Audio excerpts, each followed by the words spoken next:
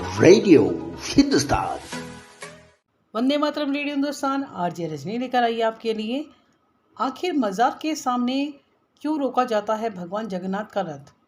हिंदू धर्म में 4 धाम की यात्रा को बहुत ही पवित्र माना जाता है।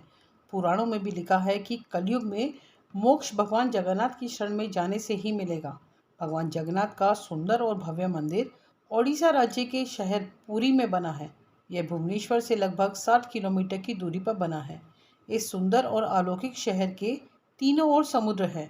यहाँ हर दिन हजारों की तादाद में भक्त भगवान के दर्शन करने के लिए आते हैं।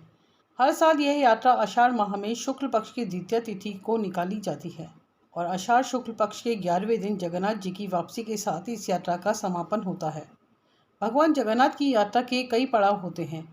इनकी यात्रा के शुरू होते ही जगह जगह पर भक्तों द्वारा रथ को रोका जाता है और लोगों द्वारा भगवान के दर्शन कर उनका आशीर्वाद लिया जाता है।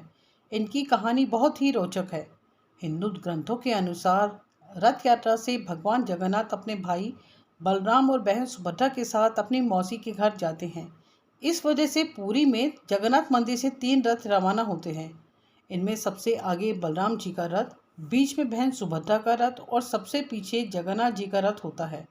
माना जाता है कि एक बार भगवान जगन्नाथ की बहन सुभद्रा ने उनसे नगर देखने की इच्छा जाहिर की, तो उन्हें भाई बलभद्र के साथ रथ पर बैठाकर ये नगर दिखाने लाए थे।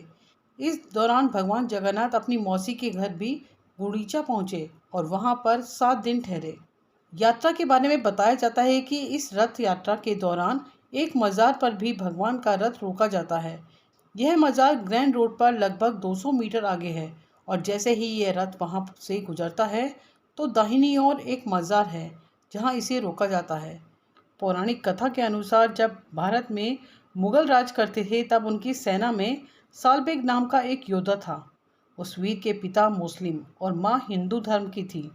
एक समय युद्ध करने के दौरान सालबेग के माथे पर गंभीर चोट आई। घाव जल्दी ना भरने की वजह से उसे सेना से बाहर निकाल दिया गया। इसके बाद सालबेग तनाव में आ गया। सालबेग की मां ने उनकी परेशानी को दूर करने के लिए उसे भगवान जगन्नाथ के दरबार में माथा टेकने के लिए भेजा। इस तरह सालबेग भगवान जगन्नाथ के दरबार में पहुंचा और उनकी भक्ति में लीन हो गया।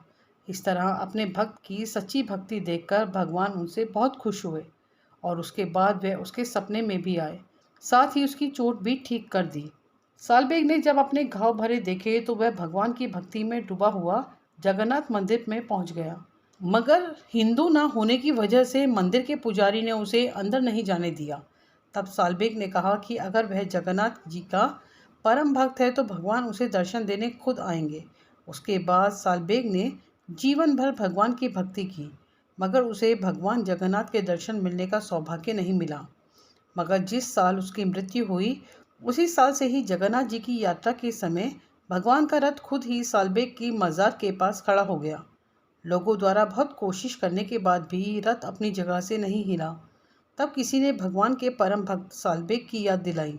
उसके बाद सभी भक्तों ने भगवान के मुस्लिम भक्त सालबेग के नाम का जयकारा लगाया और उसके तुरंत बाद भगवान का रथ आगे बढ़ा। तब से आज तक ये रथ यात्रा ऐसे ही चलती आ रही है।